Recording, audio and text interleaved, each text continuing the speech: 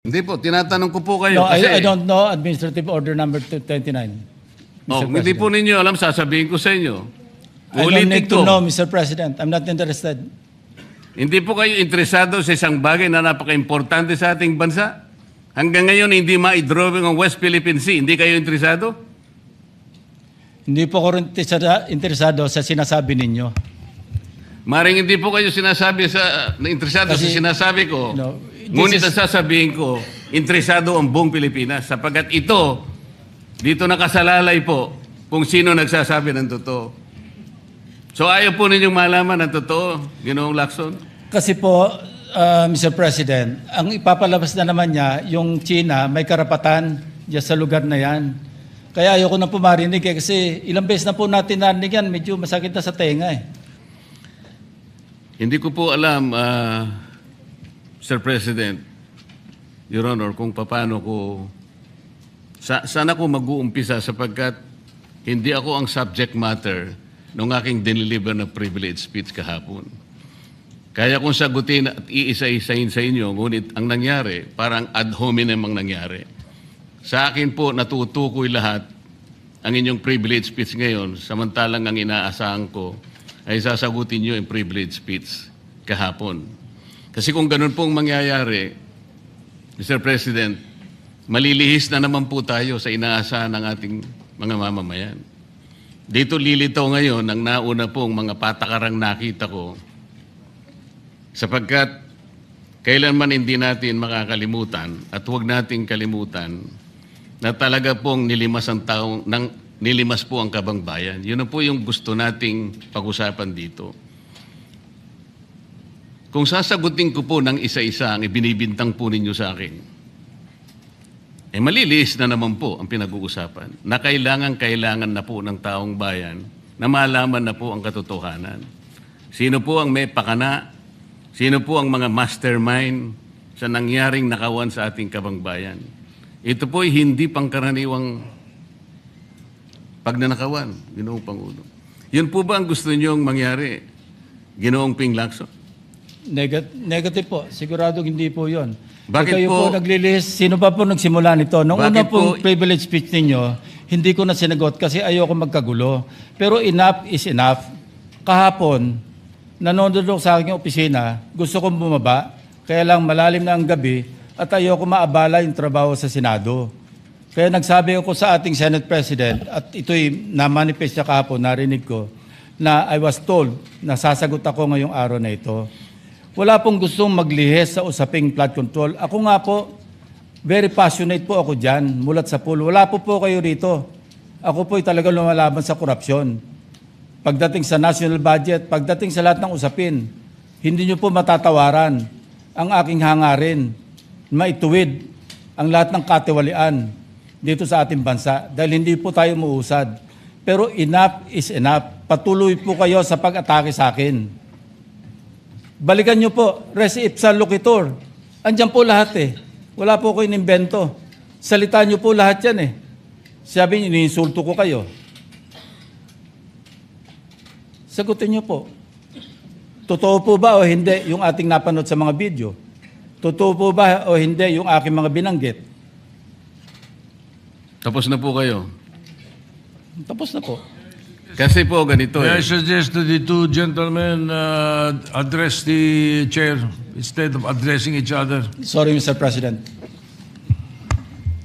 Pagpaumanhin po ninyo, Ginoong Pangulo, ngunit nakakalimutan po ng ating Senator Ping Lacson na siya po ang nagumpisa sa ngayon lang. Ako raw po ay defensor ni Vizcaya. Palagi niyang ipinipilit yon. Hindi niya makalimutan ang sinabi ko na nung ako po ay nasa Blue Ribbon Committee, tungkulin ko po kasi na ipaglaban ang sino man, witness man siya, resource person, siya po ang kauna-unahan na nag-apply ng Witness Protection Program. Sa aking palagay po, nung panahon na yon, ay kakailanganin namin siya sapagkat mga pangalang malalaki ang dapat na makuha natin. Hindi naman siya, ang ibig ko sabihin, si Diskaya po ang mismong nagbigay po ng kanyang kagustuhan. Nung una po, Mr. President, ayaw ko nga maniwala sa kanya. Kaya sinabi ko sa kanya, gumawa ka ng sulat, kahit sulat kamay, para sa ganun, walang masabi ang iba na parang ako pang nag-initiate sa'yo dahil hindi kita kakilala. Kailangan malaman muna natin kung ano ang laman ng iyong testimony. At kailangan ma-determine natin kung talagang meron kang may kukontribute na mga pangalan. Kasi importante na lumitaw ang mga pangalan ng mga taong talagang utak ng pagnanakaw na ito. Yun po ang pinag-umpisahan nun eh. Dahil mabigat ang kanyang gagawin, Mr. President, nakita ko sa kanyang kagustuhan na siya sumailalim sa Witness Protection Program. Kinilala ko naman yun, Mr. President. Malalagay nga sa alanganin ng buhay niya. Yun po naman yung nakalagay sa batas eh. Bakit ngayon akusahan ako na ako pa ang nagdidepensa sa kanya? Nandun naman po sa batas eh. Kaya nga po nang ipilit po ng ating DOJ Secretary na pinipilit niya magkaroon ng restitution, sinabi ko huwag mong gagawin yan. Wala naman sa batas yan eh.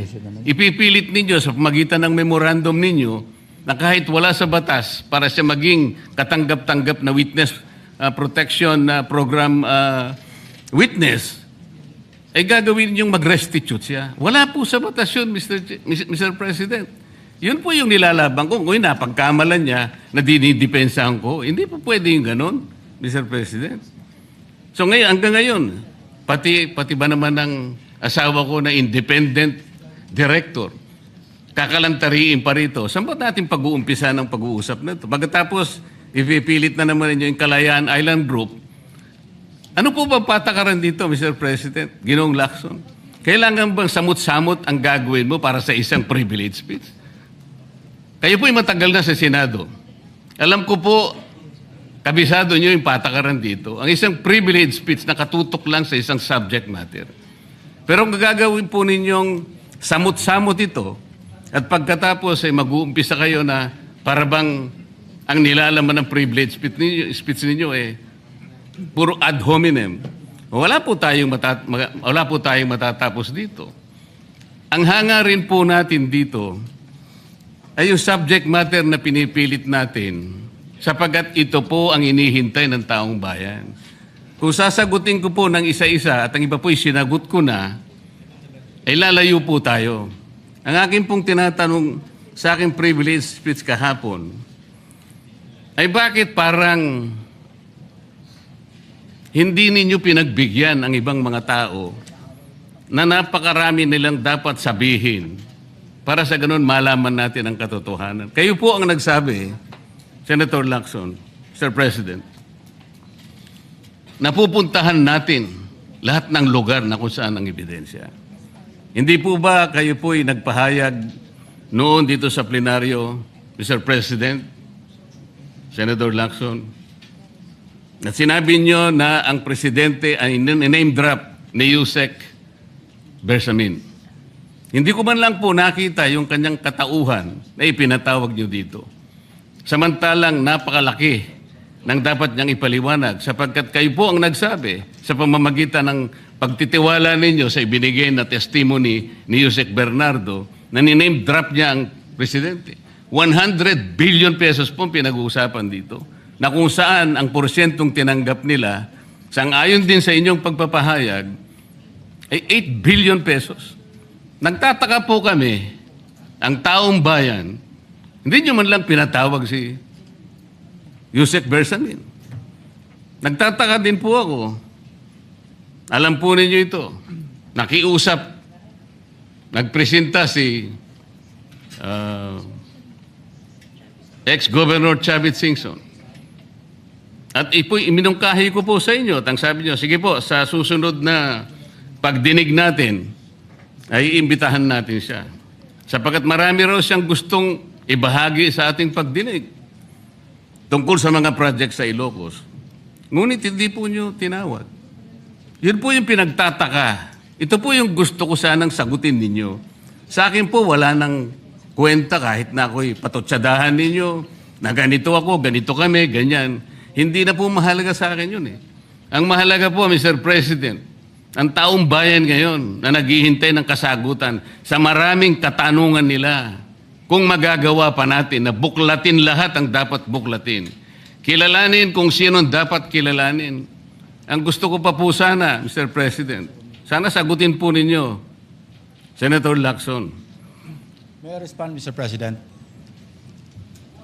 May I respond, Mr. President? Yes, please, go ahead. Mr. President, Your Honor, have you read the partial committee report? Ganito po ang nangyari, Mr. No, have President. you read the partial committee report? That is my question, Mr. President. Binasa ko po, ngunit hindi ko po magawan ng paraan kung paano ko po itatrato.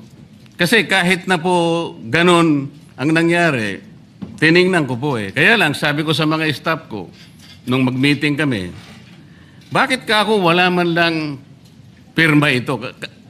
Ito po italiwas po sa inyong ipinahayag kahapon. Sinabi niyo rito, If I may be natanggap allowed, ko. Mr. President. Patapusin If I may niyo muna ako para may paliwanag ko kung bakit hindi man lang ako sumagot sa inyo dito sa ibinigay niyong material na ito. Kasi sinabi po ninyo, for one, I have it on record that his office already received a copy of the BRC Partial Committee report as early as February 11, both hard and soft copies, but he has not signed it, even with I dissent remark. It follows that as chairman, I was first to sign before routing the same contrary to his claim that I did not. Kahapon lang po namin nakita ito, Mr. President. Pero hawak ko po dito yung ipinrint naming kopya na nakuha lang namin sa isang link sa PDF document. Kami lang po nagprint nun. Wala pong pirma. Mr. President, we assume that it came from the office of Senator Lacson or probably from the Blue Ribbon Committee. I would not assume otherwise. So sabi ko, kung walang pirma ito, wala man lang covering letter, ano bang gagawin namin dito? Gagawin ba nating banderitas ito? Ganun po ba yung pagbibigay ng isang importanteng dokumento? Kung inaakala po yung importante ito, bakit wala naman pong pirma man lang? Sa akin palagay, hindi po ganun ang pagtrato sa amin bilang miyembro ng Blue Ribbon Committee. Dapat man lang sana, kahit na initial nyo lang po at meron siguro kayong instruction doon, anong gagawin namin dito? Now, before Senator Lacson responds, will you answer the question? Did you read it or not? That was the question. Yes, Mr. President. You read it. Okay, Senator Lacson, go ahead. Yes, Mr. President. I mentioned it in my privilege speech. Binigyan po natin ng tikitikis ang kopya na may watermark ng kanilang opisina. Una, nagkaroon po tayo ng isang masamang experience na nag-leak yung nauna ng niroute na committee report. So naisip namin, para matunto natin kung saan opisina manggagaling ang leak, bigyan natin ng tikitikis ang kopya. Hindi po talaga pipirmahan yun kasi advance copy po yun eh. Nasabihan po namin ang kanilang mga staff na kapag ready na sila na pumirma at nabasa na nila, hudyatan nila kami, ipapadala namin yung physical or yung hard copy. Nandun po yung signature page, nakapirma po ako doon. Hindi ko po pwede ikalat yon nang wala akong pirma kasi ako yung chairman. Hindi niyo po narinig yung aking paliwanag sa aking privilege speech na talagang walang pirma yung aming ikinalat sa bawat miyembro. Dahil yon para lang mapabilis kasi 400 pages po. Alam ko magtatagal mabasa. So para simultaneously, isipin niyo po Mr. President, kung isang kopya lamang yon na aking igagala sa 17 o 20 miyembro ng Blue Ribbon Committee, isang taon po, baka hindi pa tapos mabasa.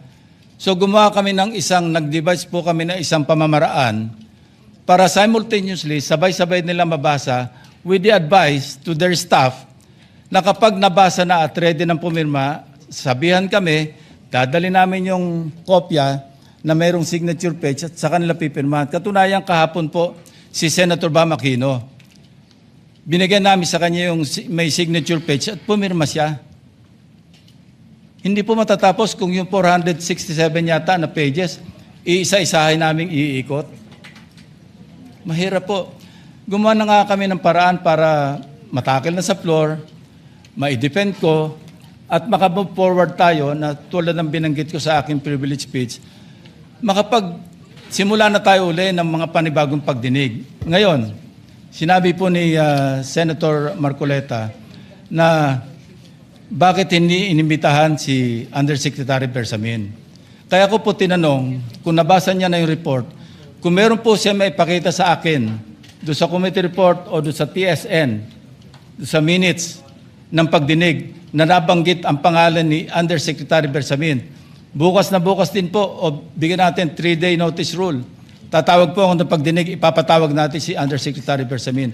Ang binabanggit niya po yung aking interpellation sa DBCC na kung saan si Undersecretary Bernardo gumawa ng personal na sulat kay Pangulong Bongbong Marcos. At sinasabi niya doon na ito yung mga personalidad na alam niya, na naalala niya na merong allocable at kung ano-ano pa. Wala po sa Blue Ribbon Committee minutes yun. Sa labas po yan sa plenaryo, sa DBCC, sa National Budget Deliberation. So kung may papakita po sa akin ng ating kasamahan, Senator Marcoleta, na mayroong isang mention sa affidavit o sa salaysay ni Undersecretary Bernardo na binanggit si Undersecretary Bersamin, di tumawag po tayo ng pagdinig at mag-motion siya na ipatawag kung sino man ang gusto niya patawag. Ngayon, si Governor Chavit Singson, wala naman pong paliwanag. Ano po yung ite-testify? Konektado po ba sa issue at hand, which is the flood control projects? Kung konektado po, sana sumulat po siya sa chairman at sinabi niya, ito yung lalamanin ng ite-testify o ito yung naka-attach yung draft affidavit ni Governor Chavit Singson. Sino naman ako para tumanggi na ipatawag kung sino man yung resource person? Nagpadala nga siya ng surprise witness, siya lang nakakaalam eh. Hindi ko po inawat eh. At Mr. President, sandali po, hindi pa ako tapos. At nung hinanap kong pilit, pinagtanong ko yung mga addresses, lahat ng mga kakilala ni Gutesa. At inalam po namin sa pamamagitan ng CCTV footage, baka naman merong sumalubong o merong kasama na pwede natin matunton kung nasan si Gutesa. Ganun po kasi ang aking pagnanais na talagang get to the bottom of this issue. Pero bigla po nawala eh. Ano po magagawa ko? Mr. President, wala nga pong nakasulat dun sa transcript tungkol nga po dun sa binanggit niya sa plenary na pangalang Adrian Bersamin. Paano nga pong mababanggit doon, Mr. President? Hindi nga niya pinatawag eh. Samantalang dapat niyang ipatawag, siya mismo ang nag-highlight. Isip-isipin po ninyo, nagawa po ni Senator Lacson na isama sa plenary debates ng ating 2026 budget. Ganun ka-importante ang bahagi na yon, Mr. President. Hindi ba dapat ipinahayag mo yun eh. Malaking bagay yun. Ibinulgar mo pa nga eh. There are 2 public officials I will reveal this morning. Ganun lang. Ba't hindi mo pinatawag? Kung pinatawag mo yun, malinaw na malinaw, nalagay sana sa transcript. Ganun lang naman ang ibig sabihin eh. Sa mga tweet, iniwasan po, Mr. President, para hindi malagay sa transcript. Pagkatapos ikakatwiran po ninyo, kung nasa transcript, di sana pinatawag ko. Baligtad po ang ginawa ninyo, Mr. President. Katulad din po sa 30 Nara Street sa South Forbes. Ilan po yung binanggit ng mga tao doon? Hindi ko po sinasabing totoo yun. Pero for purposes of the inquiry and investigation, kung talagang ganun, kalawak ang inyong pananaw. Dahil pati nga po yung pagpunta ni Gutesa, pati CCTV po ipinakita ninyo. And dami po sana ang pagkakataon na nakita sana lahat ng mga binanggit ni Saldico na mga ginamit na sasakyan. Makikita doon sa pagitan ng alas 9 hanggang alas 10 ng umaga. Tawagin natin yung kung sino man yung security agency doon. Pero hindi po ninyo ginawa eh. Pero sasabihin po natin, you wanted to emphasize one point. Kung nasaan ang ebidensya, ay talagang pupuntahan natin. Kayo po ang inconsistent eh. Pagkatapos ako ang sasabihin ninyong inconsistent. Ang dami po eh. Nakiusap ako na, sabi nga natin, Ang dami pong tumuturo sa pangalan ni Martin Romualdez.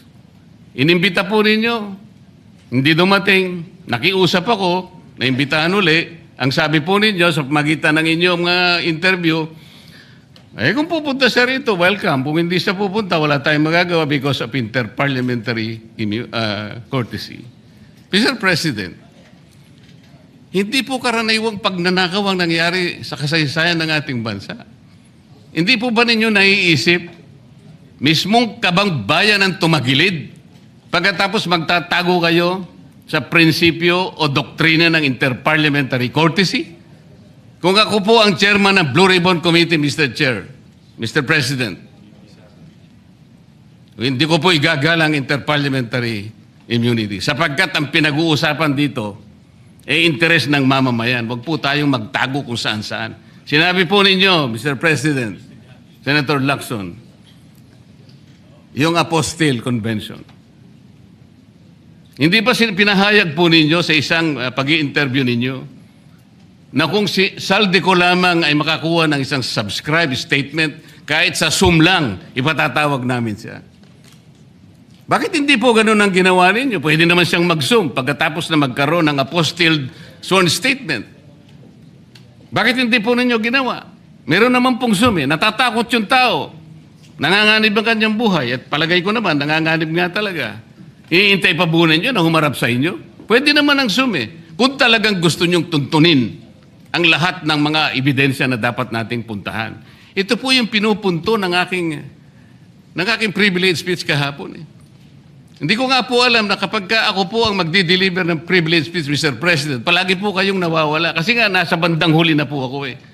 Pero kung talagang gusto nyo lamang, alam nyo naman, nasa agenda po natin kung sino po ang tatayo para mag-deliver ng privilege speech eh. Ayoko pong isipin na sinasadya ninyo. Ngunit narinig naman po ninyo eh. Mr. President, pagkatapos isasama yung Kalayaan Island Group, ano po ba talagang pinag-uusapan natin dito? Yung kapakanan ng bayan, pinipilit po nyong pinagtatanggol ko ang China. Sa March 12 po, Mr. President, Senator Lacson, sana po may panahon kayo sapagkat ipinatawag ko sa magitan ng isang resolution at ito po ay alam na ni Senator Erwin. Pinatawag ko po ang NAMRIA, pinatawag ko po ang Philippine Coast Guard, Philippine Navy, ang DFA, pinatawag ko rin po si Justice Carpio at saka yung professor sa UP. At kung sino man po ang interesado, pero once and for all, malaman po natin dito kung sino ang sinungaling, kung sino ang makatsina, kung sino ang naggagaling-galingan at nagpapanggap na expert in international law. Sana po, Senator Lacson, nandun po kayo. Mr. President, may we hear from the chairman of the Foreign Relations Committee? Because his name was mentioned. May I just confirm if indeed he will call for a hearing and invite those people mentioned, Mr. President? With due respect. Well, as requested, if you would like to respond, Senator Erwin Tulfo. Thank you, Mr. Chair. This morning, I have received a letter from the Department of Foreign Affairs citing that they cannot attend, including NAMRIA, Mr. Chair, and we have already written to the various chiefs of staff of the members of the Committee on Foreign Affairs. They cited, including NAMRIA, that they cannot attend because of the fact that it is a matter of national security, Mr. President. And I also have a copy that will be sent to your office, Mr. President. The reason given by NAMRIA, the Armed Forces of the Philippines, and the Department of Foreign Affairs, Mr. President. In other words, Mr. President, the gentleman from Pampanga and Tarlac is confirming something that is not confirmed. Mr. President, that is too much of a statement. Kausap ko pa lamang ang chairman at kaming dalawa po nagkakausap at niremind pa nga ako yung mga nakarang araw na March 12, okay ka na. So, ang sabi ko sa kanya, ito po ang dapat nating maimbitahan. Bakit naman po nagkaroon ng issue sa national security ang pagdinig tungkol sa usapin sa West Philippine Sea? Mr. President? Ito na naman po ba ay patakaran para ilihis na naman? Hindi po pag-uusapan dito kung ano-ano mang klaseng teritoryo ang pag-uusapan dito. Ang pag-uusapan lang natin ay yung masigalot na pinalalaki nila at hindi nila maintindihan na walang kamatayang West Philippine Sea. Nakalagay po kasi sa Administrative Order number 29, dated 2012, Mr. President. 14 na taon nang nakararaan, minanduhan mismo ang NAMRIA at ang DFA na mag-submit ng mapa at mga charts sa opisina ng United Nations General as UN Secretary General at inotify ang lahat ng international organizations katulad ng IHO. Ano po bang ibig sabihin nun, Mr. President? Alam po ba ito ni Senator Lacson, yung Administrative Order number 29? This is something between the chairman of the Foreign Relations Committee and the gentleman from Tarlac and Pampanga, Mr. President. Hindi po, tinatanong ko po kayo No, kasi... I don't know Administrative Order number 29. Oh, hindi po ninyo alam, sasabihin ko sa inyo. I don't Ulitin need ko. to know, Mr. President. I'm not interested. Hindi po kayo interesado sa isang bagay na napaka-importante sa ating bansa? Hanggang ngayon, hindi ma-drawing ang West Philippine Sea. Hindi kayo interesado? Hindi po ako rin interesado sa sinasabi ninyo. Maring hindi po kayo interesado sa Kasi, sinasabi ko. no, Ngunit this ang sasabihin ko, interesado ang buong Pilipinas. Sapagkat ito, dito nakasalalay po kung sino nagsasabi ng totoo. So ayaw po ninyong malaman ng totoo, Ginoong Lacson? Kasi po, Mr. President, ang ipapalabas na naman niya, yung China may karapatan dyan sa lugar na yan. Kaya ayoko na po marinig kasi ilang beses na po natin narinig yan, medyo masakit na sa tenga eh. Alam po Kaya ninyo, sinasabi ko po, ayoko na alam po ninyo, marinig Mr. kung President, nanggagaling sa kanya, Mr. President. si Senator Lacson po ay, ang pagkakaalam ko, isang magaling na investigador. Eh ngayon po pala yung manghuhula na. Paano po niya nahulaan? Ang sasabihin ko ay... The debate is going into Yeah. motives and all of that. So, motu proprio, the presiding officer declares the session suspended.